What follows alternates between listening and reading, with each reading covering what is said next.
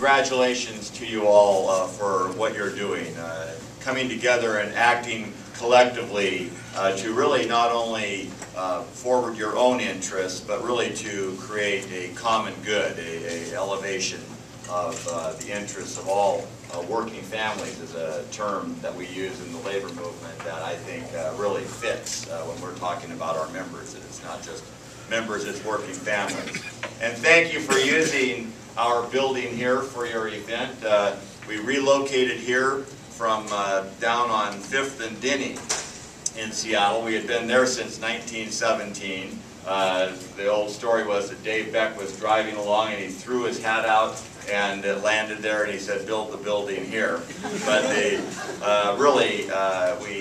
we came to a situation where that building was not meeting the needs, and we located here, which is really kind of in an epicenter of our Teamster activity here, the Kent Valley, the way the freeways all come together. And we are thrilled to have organizations who have common interests to ours join with us. So it's really an honor to have you here, and really to, again, congratulate you on the work that you do. Walking in, saw the placards on the wall about Social Security. Now, I just turned 60 in June, so you know, I'm starting to say, okay, yes. But really, sometimes I'm in the post-World War II baby boom generation. I think I'm on the 3rd year of that demographic bubble. But the situation is that that is an issue that isn't just for those of us who are now going to be entering into it. That's really an issue for our society and the welfare of our whole society. I think we get accused sometimes in the labor movement and other groups of being special interest groups, and I think that's where our broadening our perspective to, yes, advocate for our interests. We come together, we act collectively for our interests. Certainly in the labor movement, it's really elemental to our success, is that we bind people together. We just achieved, I'm here as president of Joint Council 28 because that's the Washington State organization that is really where this building is our headquarters. But the situation is we just settled our grocery contracts. It was a wonderful example of how collective bargaining works. Because you don't know that because you don't read about it in the papers. You only read about it in the papers when something's breaking down, when there's going to be a strike or some problem in unions. You don't read about a settlement that nicely covers health and welfare, pension, wages, working conditions, all of the good things. But on the Social Security issue, I really think that's where one of the things that we're doing in the Teamsters, and I understand your group is also interested. I just met with Jeff Johnson of the Washington State Labor Council yesterday, and they have young emerging labor leaders yell that they are involved, and we have Teamsters for Tomorrow. And it really is, I think, something that I do when I have an opportunity to address a group. To talk about the need for the youth of our country to be mobilized to join us, to not have a sense of that there's all of us taking our issues going forward. As I say, I come from the baby boomers. In the union movement, a lot of union guys go, God, I can't understand why these kids today are not pro-union like we were. And I kind of go, wait a second.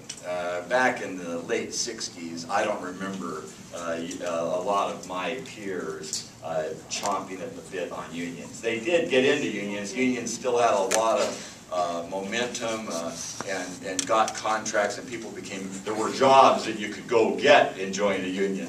The things that the youth today really are in a situation of, I think that it's critical because it's a generation that is really what we need to have some opportunity. And so that's where I really also congratulate you on having that focus. Here you are, an Alliance of Retired Americans that would say that it could be, well, forget the youth, and I really applaud you for taking that as one of your missions. So thank you very much for being here. Thank you for all you're doing.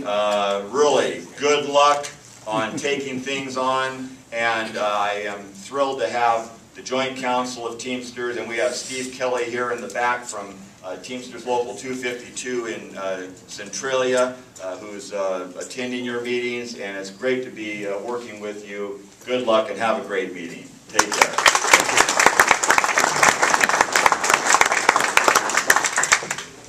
Thank you, John.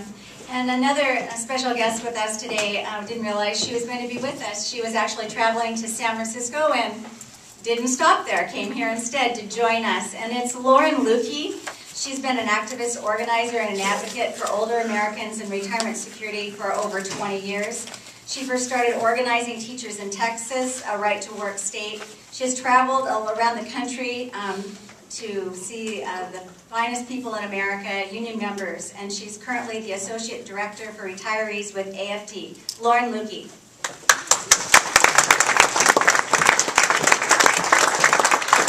Well, good morning, everybody. This is one of the most beautiful days in Washington State I have ever seen. And I am surprised beyond belief that there weren't more traffic accidents on the way in, because when you come in, there's Mount Rainier, a glorious sight. And here you all are, ready to take on a great fight. Take it to the other Washington who needs to hear you. Because if you've been watching the news, and I know you have because you're Alliance for Retired American members, you know that this argument isn't about solving America's debt crisis. But what is it about? This is a direct attack on America's workers. It's about our families, and it's about all of us, all older Americans. It's about our dignity, and it's about our respect. What our opponents propose is ending Medicare, ending Social Security, and ending public pensions. And there's great evidence for that. Look at your brothers and sisters in Wisconsin. They're going to overcome. Look at your brothers and sisters in Ohio and their fight, in Indiana and New Jersey, and it's all coming west. But we're going to stop them on the Mississippi because you have Patty Murray here, and you're going to raise your voices, and you're going to stand up and speak out. We're not going to let it happen because we're stronger together. And we're going to make this a great move forward. Because what our opponents want moves us backward. And we're not going back to the 19th century. We're not going to let them erase any of the gains that we earned in the 20th century, because this is a great country and we're in the 21st century and we're going to move our country forward. We make a difference here. Every one of you earned these benefits. We paid into it. We're part of the economy, and we're not going to let some message machine tell our children, tell our families, that we're sitting back on a pot of money and just sucking down the system. We built this country. We make this country strong. We earned a secure retirement. We earned this dignity. We earned this respect. And our independence. Does any one of you want to give that up? No. Will you stand up with us and fight for it?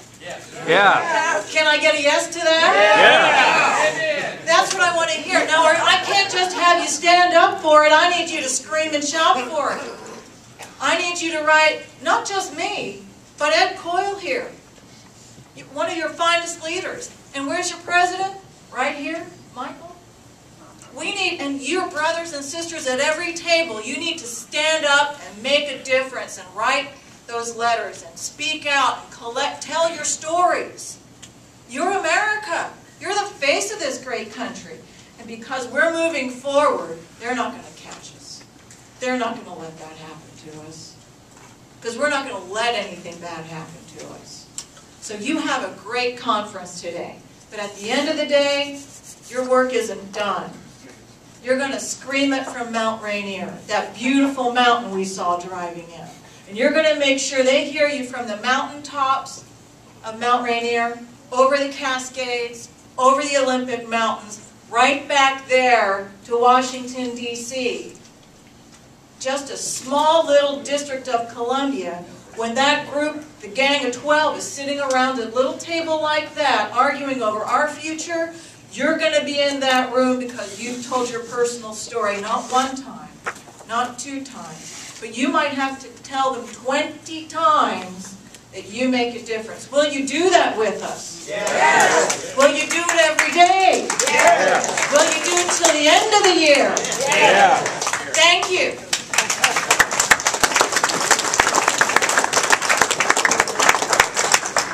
Now it's indeed my pleasure to bring to the podium for you today our President, Mike Warren.